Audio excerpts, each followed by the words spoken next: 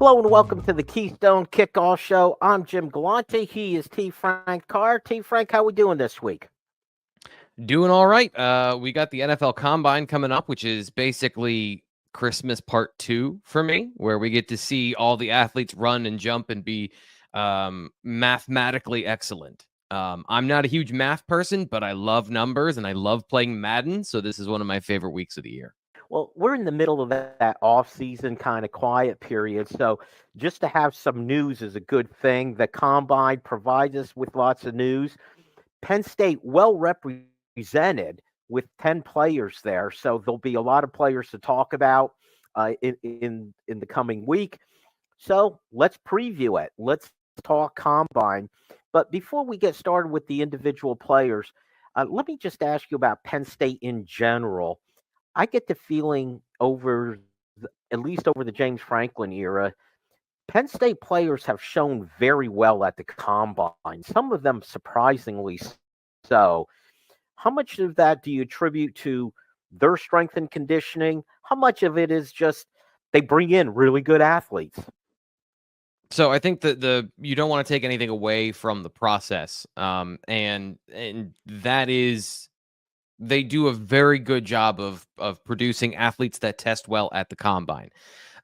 They don't focus on size, they focus on athleticism. So when they recruit these players, they look at these metrics and try and project based on how they perform in high school, what they will eventually be, because these are the markers. The reason the NFL tests for these things is this is over the last 40 years of football. These are the metrics that they have found that have been stable or that they like that project to standout football players on the next level. It's not a guarantee, but it is something that these are the indicators of you're going to be athletic enough to play in the NFL. So Penn State mirrors those things, I think, in their recruiting process, but at the same time, they have to develop the players in those things. So it is both of those. They start with very good products that are designed, and this is gross saying people, products, and all those things, but you get what I mean. The base that they're working with these athletes is of the standard that will do well at the combine, but also they train them very well during that process. So it's a combination. You got to start with some talent, but then to develop it would be great too. All right, let's start talking about some of the individual players. Let's start at the very top with Olu Fashanu. He could have come out a year ago, T. Frank, and conceivably been a top 10 pick then. He's ranked as one of the top 2 tackles. You see, is it Joe Alt from Notre Dame is also rated very highly, but it seems like a no doubter. Fashion who's going to go very high. Yeah, so he doesn't have to do anything at the combine. That's the thing with being a top 10 pick is there's no question that he's good at football. It's going to be in the details. And part of the conversation around Olu has been he's been slipping on draft boards. And this is the public draft board, not individual GMs and scouts and things like that. And the reason is it's easier to see on a cursory look Fashanu's pass protection, which is his strength. And somebody called him the best pass protector in the last 10 years, somebody who's been doing this for the last 10 years. So that's a really great place to start. But when you dig into the minutia of the run game, there are issues. And this is something we talked about at BlueWhiteIllustrated.com for the last 2 years when he was going to be a top 10 pick last year. And I said, well, just wait until they look at the run game film because they clearly haven't yet. And then there'll be a conversation. And that conversation just happened from January into February. So that's really kind of the conversation between him and Alt. Alt is good at everything right now, but maybe isn't athletically as gifted of a pass protector as Fashanu. They're both going to be very good offensive linemen in the NFL. But the question is Fashanu going to be better as a pass protector, and can he get there in the run game? And one of the I just picked out over at BlueWhiteIllustrated.com, I picked out one drill for each player that I would be interested to learn about or that would give some illumination into their abilities. And for Olu, I picked the 3-cone drill because one of the things that I've noticed of him over the years is he has a very high stance for an offensive lineman. He doesn't get that really low pad level to drive block. You know, he's 6'6", but he's very tall in the legs. And it's something that Chuck Losey talked about last summer. If you want to go read about that, I got his quotes from last June to talk about how flexibility has always been a thing with Olu that he's been working on. So this would put a number to that. There's no perfect metric for everything, but it's a good facsimile of how do you turn and move in a non-linear fashion. So a 3-cone drill, you have to weave your way through the cones, some tight turns, the ability to sink your hips and move. And that's an area that I think Fashanu, I'm curious to learn. Some of the things on his tape of struggling to latch on to linebackers at the second level. Is that a flexibility thing or is that a technique thing? His ability to root out defensive linemen and to get underneath the pad level and to generate that power. Is that the root of it, or is it something that is correctable when you look at the technique and things like that in the run game? So that was the 3-cone drill. If he does anything, I'd be curious about that. But I bet you if he doesn't do it, it's because he's not good at it. If you're that high a pick, you can pick and choose what you want to do there. And it might be in his best interest to avoid that one. Gotcha. All right, let's go to Kalen King. Kind of an interesting example here. I was, and I think a lot of people, really high on him after the 22 season. I'm not sure the 23 season he was the same level player. And he also, I'm not sure if he's done anything postseason to alleviate those doubts, T. Frank.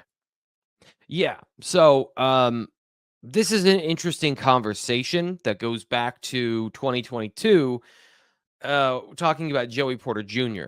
and we had a conversation when Kalen King was on absolute fire. Which one of these two is the better NFL prospect? And people were saying that Kalen King has better instincts at the position. He might not have X, Y, and Z, but he's a great cornerback.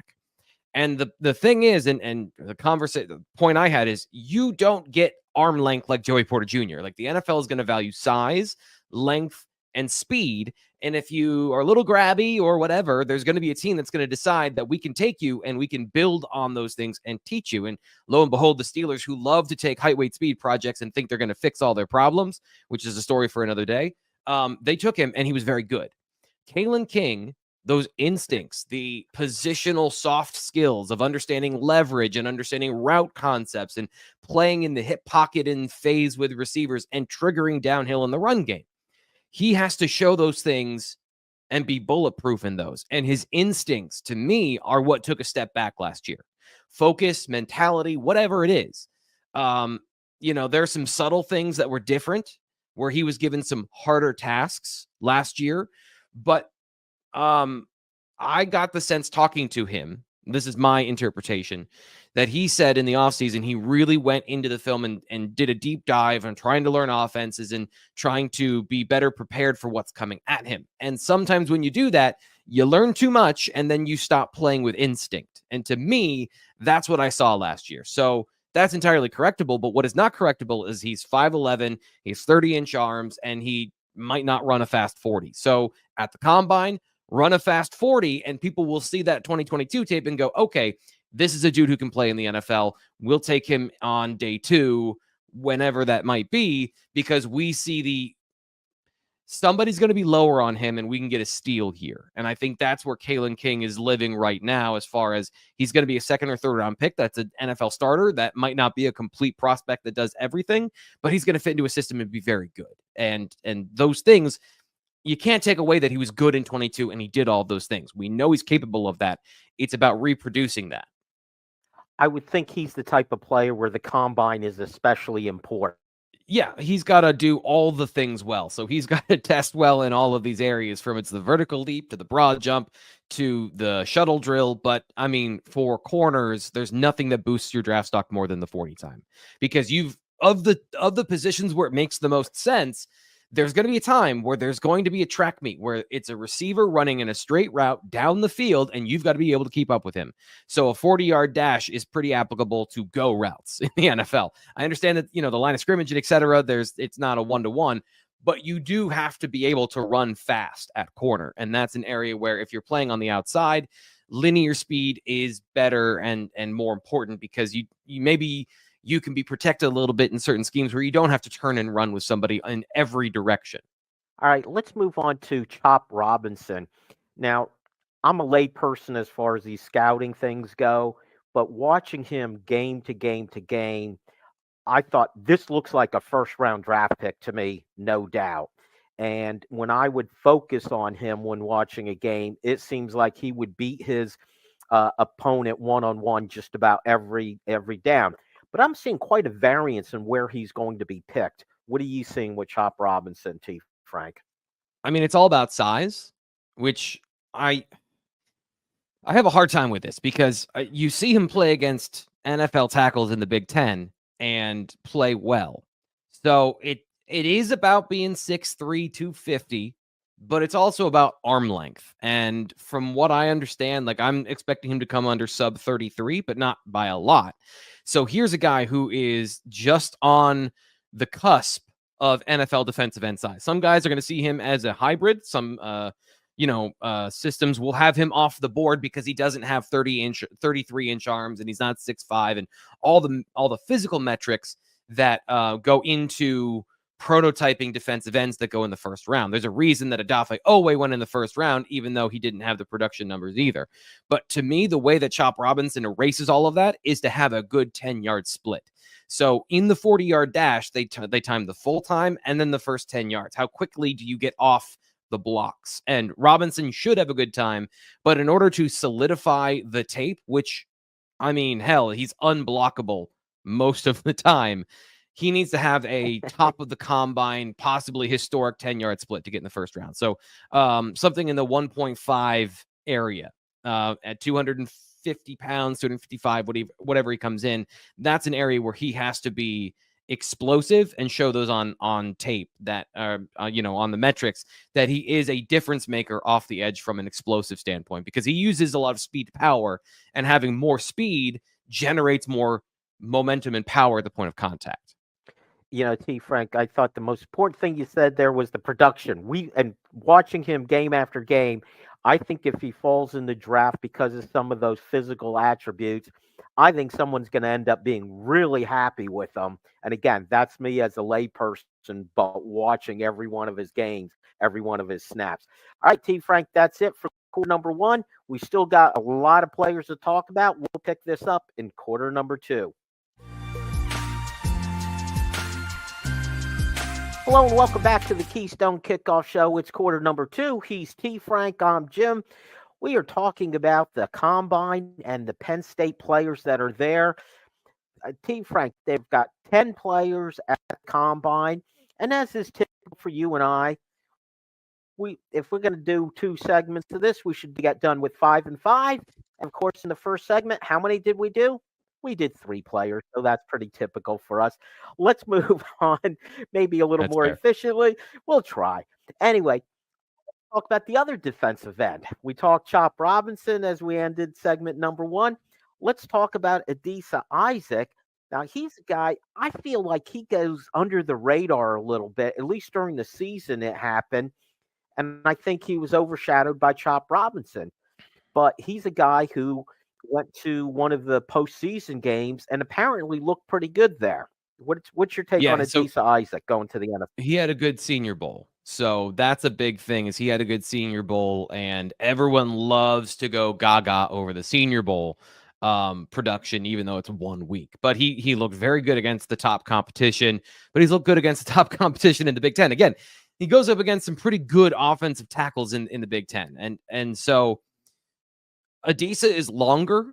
These are the subtle things. Like, he's got the reach, he's got the size to be a NFL defensive end, kind of in the same, but he's in the same boat as Chop Robinson, as on that line of big enough, not having extra size. So the question is, he's a little bit of a leaner build. How strong is he? And going at the Combine and playing as well as he did, playing through contact to the quarterback, there's less of a conversation about this. But I do think for some teams that want to know how strong he is, you can't do squats at the Combine. Like, you can't do, and even squats just are strength. They're not explosive power necessarily. There's different ways to measure that value of overall strength. So I picked the broad jump. Explosive lower body power is what he needs, again, like Robinson, to create that power at contact through explosive speed. So if he does the broad jump, does he jump out of the building? Does he have a nearly a 12-foot broad jump? He's got long levers. He could do it. He's going to be 255 pounds. Like, he needs to be the uber athlete in these areas. I think the 40 time is fine. He's going to have a good 40 time. I don't think it's as important as Robinson's.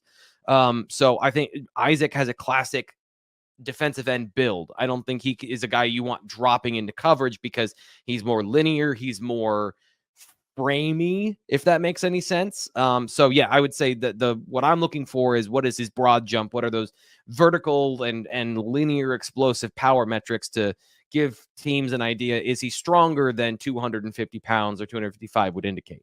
Let's move on then. Let's go to Curtis Jacobs.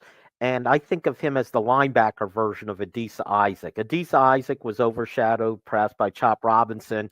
At linebacker, if you're a Penn State fan, you're thinking Abdul Carter first. Curtis Jacobs kind of gets lost in the shuffle sometimes, but also comparable to Adisa Isaac. He had a pretty good postseason Shrine Bowl game, correct? Mm-hmm. Yeah, and this is an area where linebacker is tough. So there's a couple of different ways we can go with this. Assessing Curtis as a prospect and then assessing him as an athlete. So he never played exceptional in the box. He never had elite tackle numbers or tackle for loss numbers when he played Will. He was better at Sam, which doesn't exist in the NFL.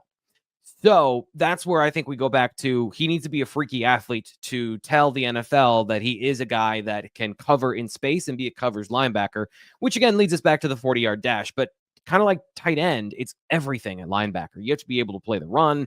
You need to be big. You need to be strong. You need to be stout. You need to be able to flip your hips and run. So coverage-wise, he's got that on film. I don't think people realize how hard it is to play the field linebacker and be productive, to do things, to get your hand on the football, to get interceptions. It's a lot of preventative. Like, I'm in this spot, so therefore the play can't go here. Or they throw a screen and you've got to go tackle at the line of scrimmage, which is not necessarily as much of an impact play as it is to get a tackle for loss in the backfield, et cetera, et cetera. So for him, I just put it down to the 40-yard dash. He needs to run in the 4.5s. He needs to be a freak athlete. I don't think he can run in the high 4.6s and have his draft stock go up. So he has to be a guy that runs in the 4.5s and shows, I can play in space, I can cover tight ends, I can do a bunch of different things and be a matchup weapon at the NFL level, because there's still some stuff to learn about him between the tackles, even though I think he can still do that. And there's not necessarily... I guess I wouldn't say that he can't do that. Play between the tackles, that is. Okay, in the interest of time, I'm going to group a couple players. Let's go to the cornerbacks. Daquan Hardy and Johnny Dixon, two very different players, T. Frank. What do they need to prove at the combine? So Dixon is interesting. He's got to run fast, just like Kalen King. But for the sake of redundancy, I went with a vertical jump for him, because there were times I saw him not get to the catch point. He's going to have to be a big physical receiver, and he did not measure in well at the Senior Bowl. He had sub 30-inch arms. He's shorter than 6 foot, just barely, but shorter than 6 foot. And if he's going to be a physical guy that plays in the grill of big receivers, he's got to somehow make up that vertical ground. So having a good vert, being able to project into a certain scheme and style, I think that's important. And then for Daquan Hardy, he's going to play in the slot. He's going to be a slot-only player at 5'9", 180 pounds. So that 3-cone drill, again, he has to stand out and be better than everybody else in something to be a priority for a team that wants to pick up a slot corner that you're concerned about in the run game, but on third down can be a lockdown guy to be sticky in man coverage with two-way goes and option routes. For the NFL, how important is it that Daquan Hardy could be a special teams guy for you also? I mean, it's important.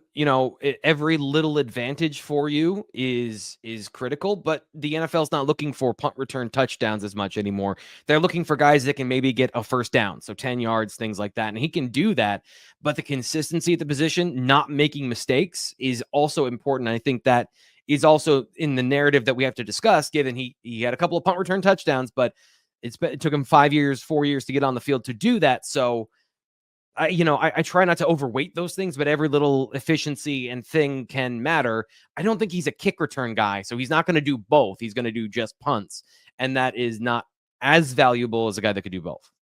Gotcha. But as you said, these guys are all so good. Any kind of little tiebreaker could be the difference between making a roster or not. Let's go to tight end and Theo Johnson.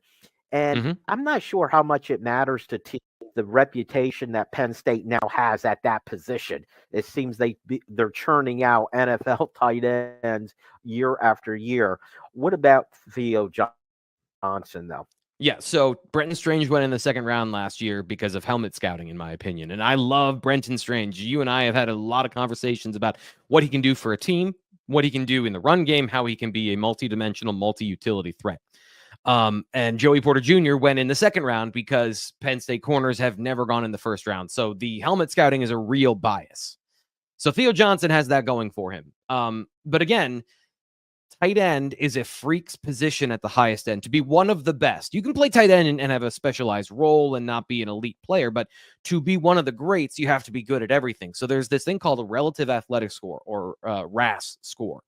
And it measures a combination of your size and your metrics at the combine to produce one number on 0 to 10. And last year, the leaders in receptions at tight end and receiving yards were all 9 or better. So for Theo Johnson, the one area that I've been curious about his whole career is his agility, his 3-cone drill. He's got heavy feet. And so he runs fast in a linear line. He's 260 pounds. He's 6'6". He's got the full frame. But can he still turn? Can he still operate in the short area? So a 3-cone drill, again, kind of like Olu, is these big, long, athletic body types. Can they still produce that ability to catch the ball and then turn and get yards after the catch? So that's an area where I think we're going to find out a little bit more, and he might have to do more work in other areas to make up for maybe a poorer 3-cone drill. Okay, let's go to the offensive line again. Caden Wallace, another one of these guys who was probably overshadowed at his position by Fashanu, but kind of quietly, Caden Wallace did not have a bad 23 season with Penn State. No, he was good. I would say he was probably their second best offensive lineman. And this is the part where I asked James Franklin point blank, like, how do you know a guy is one of the most athletic guys you've ever seen if he never does it? Basically was my question. And, how do you know a guy can have a 5th-year breakout? And he said, because we've seen him do it, it's just doing it more consistently. And he did it more consistently last year. So one of the things that I put down for him was the shuttle drill. So that's where you stand in the middle and you run, and then you go about 10 yards, and then you stop and you touch the line, you go back, like a basketball drill.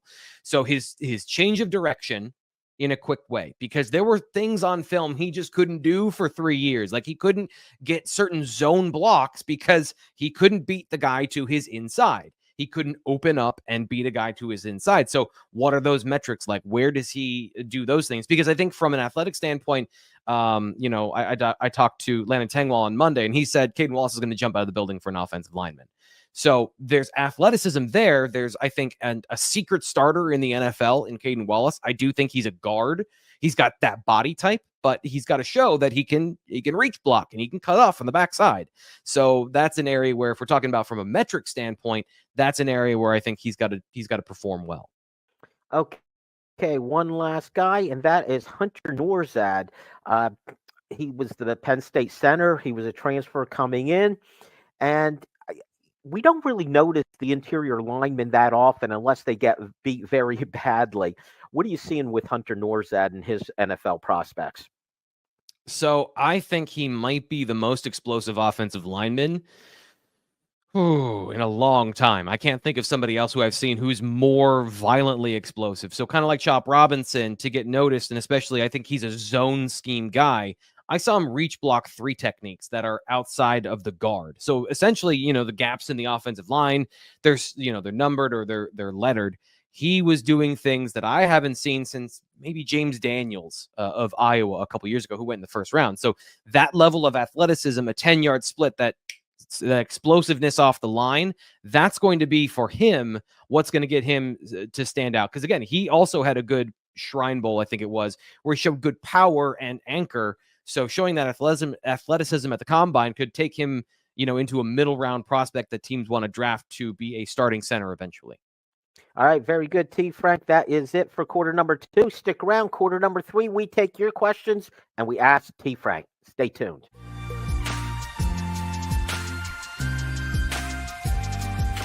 Hello and welcome back to the Keystone Kickoff Show. It is quarter number 3. I'm Jim. He's T. Frank. It is time for Ask T. Frank. This is where we're going to take your questions for T. Frank.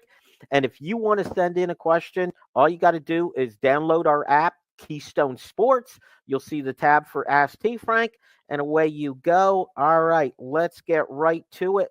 Let's start with Dave in Bradford, who says, T. Frank, I'm confused by the fact that Will Levis could not get on the field at Penn State except in run-only situations, but somehow he's able to be a starting quarterback in the NFL where throwing the ball is all they care about. So I've got 3 brief questions. First, did Penn State just swing and miss on his ability to throw the ball? Second, or did Kentucky develop him into a throwing quarterback when Penn State could not? And third, is Bo Prabula just the next Will Levis? No. No. And no. On the last question, Will Levis is a traits quarterback and Bo Prabula is not a traits quarterback. So the question is leading in a certain way. I understand. Will Levis didn't have a great year for the Titans. He also got on the field because their quarterback situation was god awful. Ryan Tannehill wasn't good. It wasn't like he won the starting job. They were desperately looking for something. And it kind of goes to what we've talked about with Will Levis all the way to the beginning at Penn State when we saw him on the field and then when he went to Kentucky. And I scouted him at Kentucky. I answered this question. I wrote about it at BlueWhiteIllustrated.com. He is ultra aggressive down the field. His turnover worthy play percentage, according to PFF, is 4.5%. That is high. Like once you start getting into 5 and 6, you're unplayable because you're giving the ball to the other team too much. So my assumption is that James Franklin and the coaching staff didn't think that they could trust him to not give the ball to the other team, and Sean Clifford was the more efficient quarterback. He produces explosive plays. He's physical in the run game. He's not elusive. He runs like a fullback, but he is productive in the run game. But ultimately, were those traits better to produce more wins than Sean Clifford? And I don't know that that is accurate. Like, I don't know that. Obviously, this is the other thing. The NFL is looking for traits. And like I said about the Steelers with Joey Porter Jr., and you think about some of the busts they've had, they've been ultra athletic guys they've tried to develop. Will Levis is a guy the NFL is going to target to develop because he's got all of those arm strength, mobility, size, speed traits.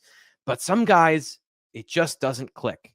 And the NFL took him in the 2nd round. And I know that Sean Clifford went like in the 5th, but the way you read quarterback in the NFL is if you're not a 1st round pick, you're not necessarily a guy they think is a lock to start.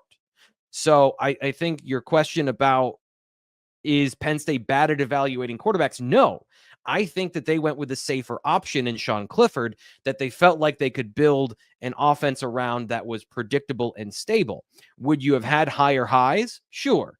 But would you have lost certain games? Possibly. Games you weren't supposed to lose that Will Levis throws the ball to the other team too much. That's also a possibility. I don't think Kentucky, correct me if I'm wrong, I don't think that they had any sort of postseason success beyond what Penn State did during his 2 years starting there, where they went to bowl games and had a similar record. So there isn't even necessarily proof on the college level that he was a better winner than Sean Clifford. The other part to this, T. Frank, is I always relate things to baseball. And when you look to draft a pitcher, if a pitcher can throw at 99 miles an hour, he's going to get drafted and drafted highly.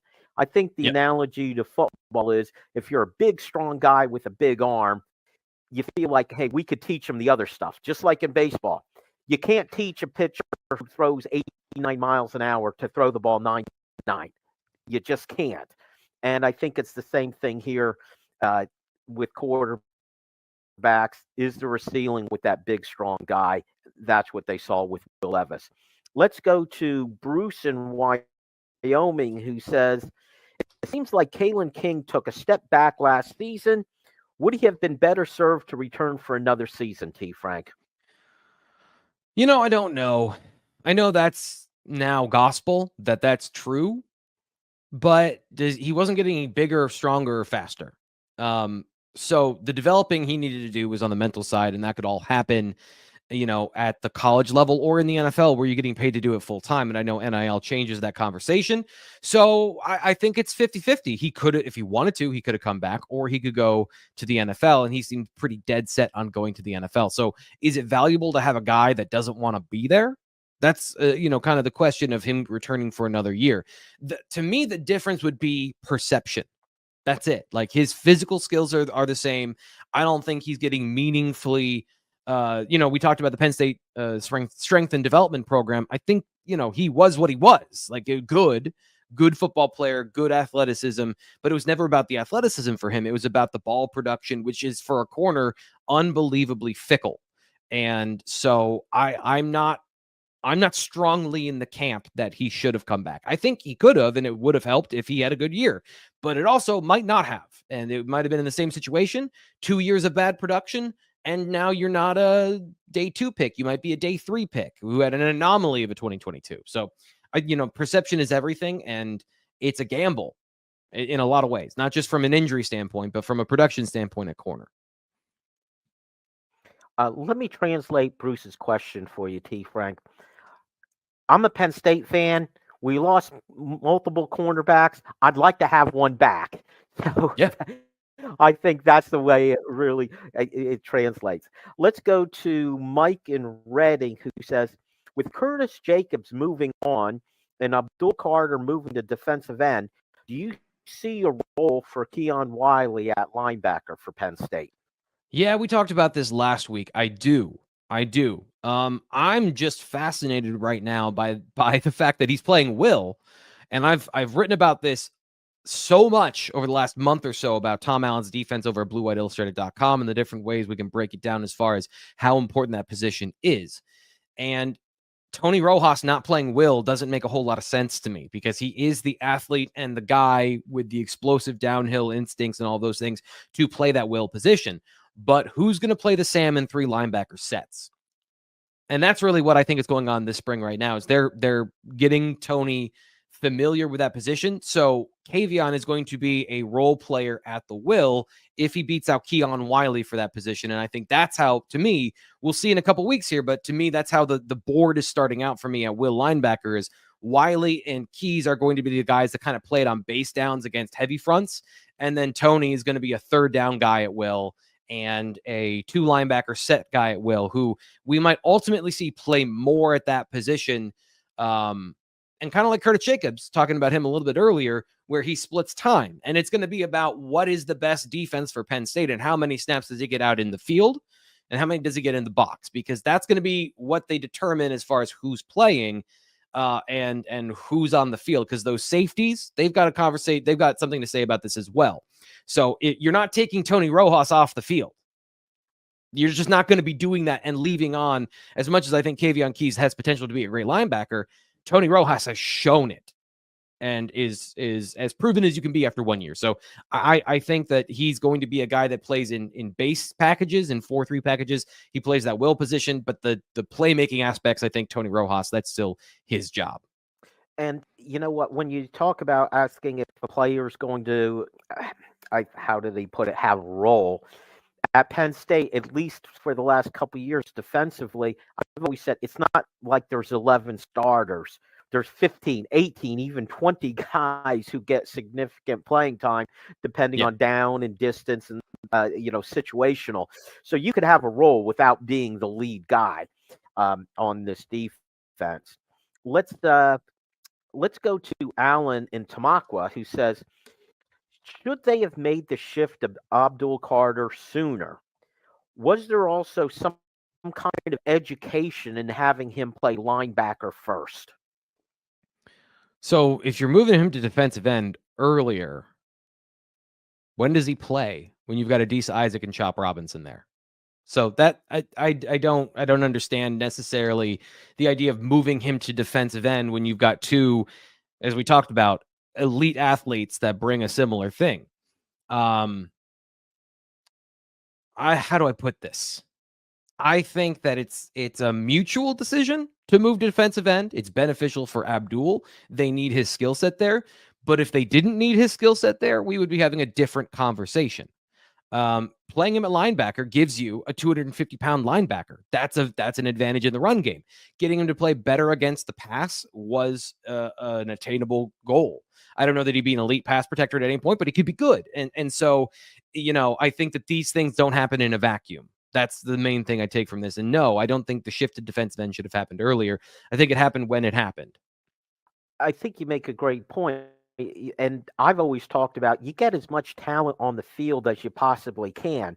When you have two really good defensive ends, and by the way, a third one who wasn't too bad either, where's the need? You want Abdul Carter on the field, obviously, but I also want Chop Robinson on the field. I also want Adisa Isaac on the field.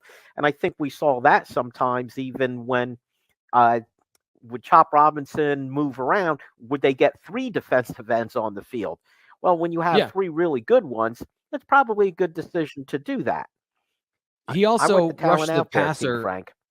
He also rushed the passer 100 times as an off-ball linebacker last year, which was the most of any pure off-ball linebacker. So it wasn't like they didn't use him as a pass rusher. It's just now he's going to be playing the run from the line of scrimmage and pure, coming up. We've talked all about this in the last couple of episodes and some of the things he's going to have to learn how to do.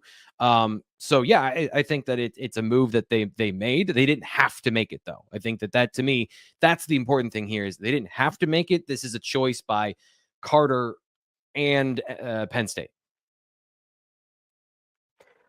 It is in his best interest, as you said. That's where, as an NFL player, that's where he's probably best situated and can make a lot of money doing that. But as a Penn State fan, T. Frank, I'm looking at what you were talking about. There's a need now at defensive end when you lose the two guys you lost, right? Yeah, absolutely. I think, and the skill set that you lost of that fastball speed off the edge. You've got a lot of guys that are physical and strong and can play through tackles, but you always want to have that guy who, and Denai does this, and I don't want to mitigate it too much, but Denai has the ability to get quick wins where he wins with his hands, he wins with his length and his power, and he can just make tackles irrelevant. But you do want to have a guy that has speed in case, he faces a guy that is equally talented to him. So just having those balanced threats of style and ability is important. Okay, that is it for quarter number 3. And as T. Frank, stick around. We've got another quarter to go. Stay tuned.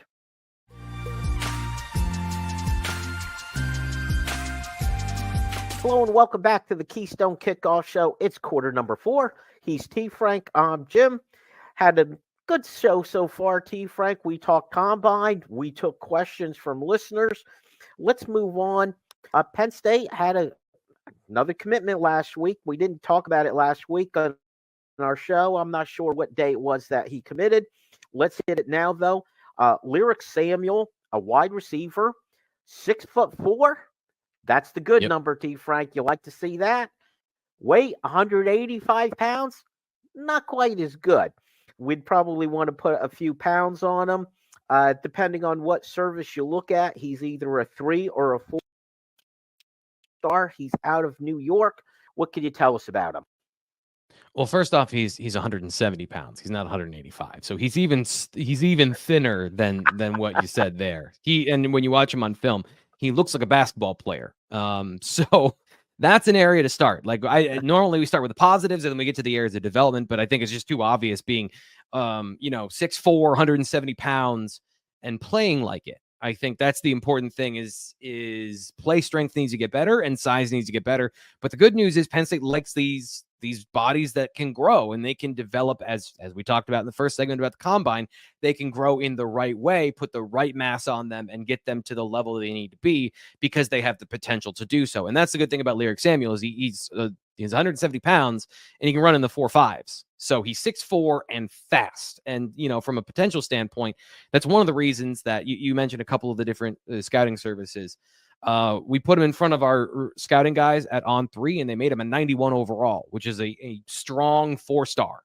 That's not even like, we're going to rate him as maybe a high 3-star, low 4-star. That's like, this dude is going to be a dude because he's tall, he's long, he's got normally the way I phrase this in his scouting report is normally guys who have his size, from a frame perspective, that Penn State recruits at receiver, they're actually tight ends. So, the fact that he's going to be a receiver at 6'4" with massively long arms means that he is, potentially the full package. But then that comes down to the development side and getting stronger and playing bigger and doing some of the things that you need to do to be a complete receiver. It's interesting too. We talked earlier about the quarterbacks. I used the analogy of having the 99-mile-an-hour fastball. You could teach the other stuff. You could put weight on a guy, but you can't make him taller. So if he's starting at 6'4", you can't put that height on in the weight room. He's also out of New York, T. Frank. Not a lot of top caliber football players are coming out of New York. So is there overall, because of that, a bias against New York State players versus, say, a player coming from Florida? Or is it even the reverse because, a thinner herd, easier to go to the top of the class when you're from a state like New York? So he's also not just from New York. He's from the Bronx. He's from Brooklyn. Excuse me. I had that very wrong. I apologize. Erasmus Hall is in Brooklyn. So he's a New York City football player, which is also not New York State, and kind of the further filtration of what you're talking about. So, New York is not known for football in the same way, but when you find a guy who's good enough athletically to play football for Penn State, then it doesn't necessarily matter. And Penn State has done a good job. I think Ty Blanding is an example of somebody they pulled from a New York City school recently, that a guy that James Franklin called out a couple of times is, I don't think we're talking enough about how good he is in the class of 2023. So if you're good enough and, the population density of New York City produces enough people, that eventually you're going to find a Lyrick Samuel and a Ty Blanding.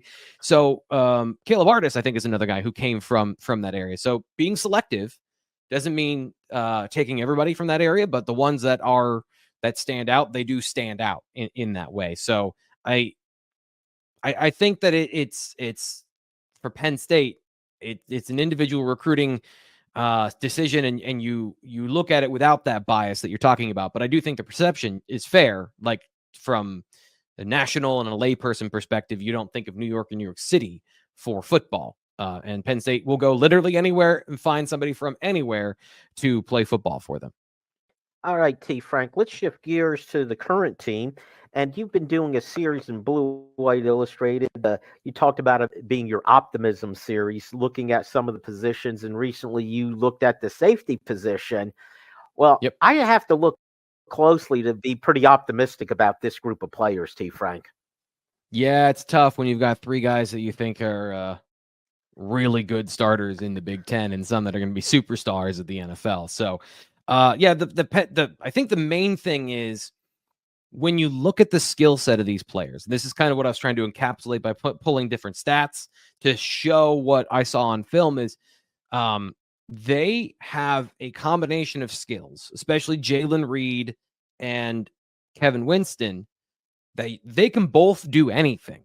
They can play the run and they can play the pass. So from Tom Alen's defense, which the point is deception, subterfuge, changing the picture at the post snap, and unexpected safety rotations, if both of these guys can cover deep and both of these guys can play in the box and both of them have some skill in man coverage, now you've got a too high safety system that can do anything. And the most dangerous ones are the ones that have the versatility at safety to complement a strong pass rush and everything else you need in the basics of a good defense. So I think this is a match made in heaven with especially these two guys. And then when you throw in Zakee Wheatley and his history as a gambler and a guy that can jump routes and get the ball in this defense, the qualities of these players is a perfect fit for what Tom Alen wants to do. And it's going to be fascinating to see what iteration he comes up with, given that we had the conversation about the linebacker position and which one of those three players are going to be on the field. And does Abdul Carter have flexibility to play,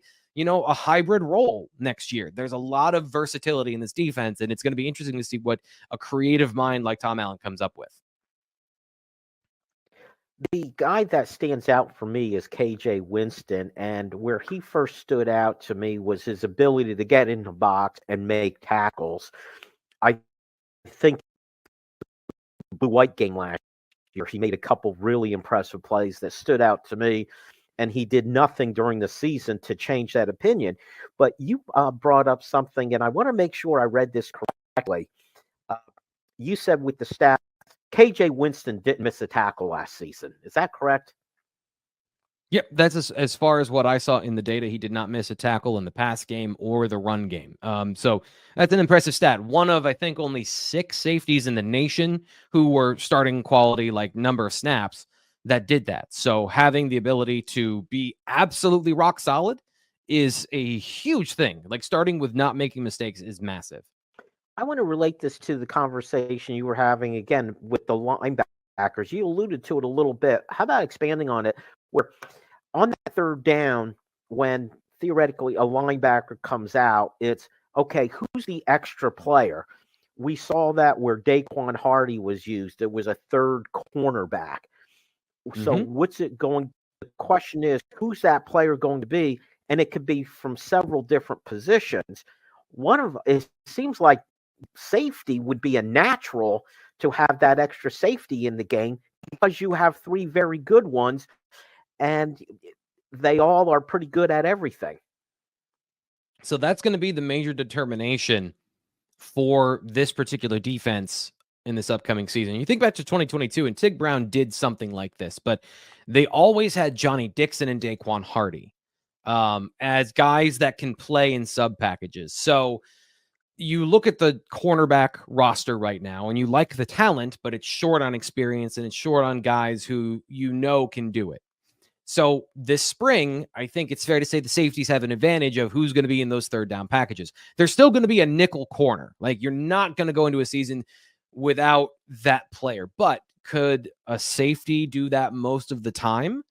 Do you want to go to dime where you have a third safety and a third corner on the field? A lot of this is going to be matchup dependent. So you're not going to have a firm answer of yes or no on all of these things.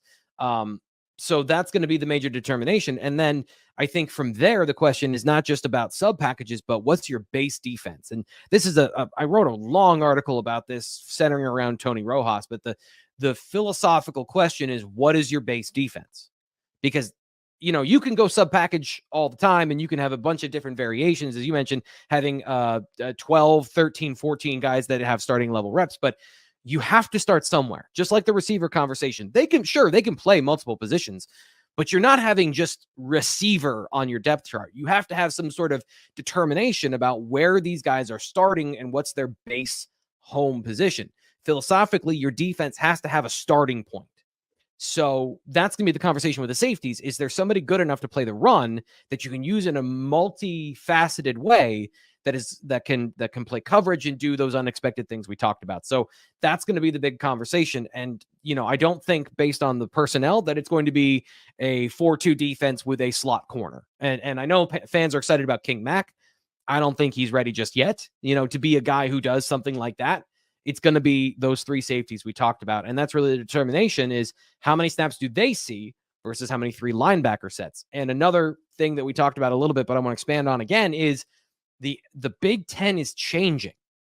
Wisconsin runs a spread offense.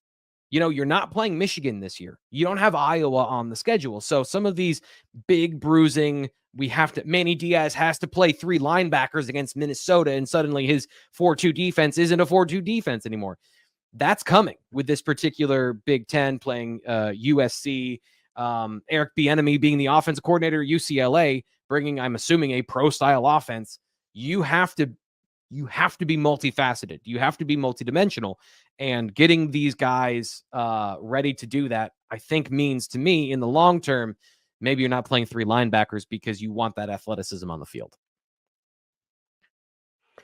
And T. Frank, when you start describing this, all I keep seeing in my head is KJ Winston as a guy who can play safety. He's a defensive back, but he's just so capable in the box. I almost feel like he plays like a linebacker once you put him in the box. My only problem with that is I feel like it limits him. I feel like that is can be a reductive role for a linebacker. Remember, I said with Curtis Jacobs, like the Sam linebacker is kind of a limited position because you are playing a space that is, Either you deny the pass or you give up the pass for a short gain, and it doesn't give you the opportunity as many times to make plays. So he, in that situation, to me, has to also be able to play man coverage and be able to do a couple of different things, which I think he can do. But the NFL then will look at him as, oh, he played as a box safety, so we're just going to play him as a box safety. He has to be able to play in deep coverage. Like the system has to be flexible enough that he can do everything, because that's when you really unlock that box ability, is when he is there unexpectedly and cleaning up. All right, very good, T. Frank. That is going to have to be it for our show. Thank you all for listening. Make sure you join us next time on the Keystone Kickoff Show.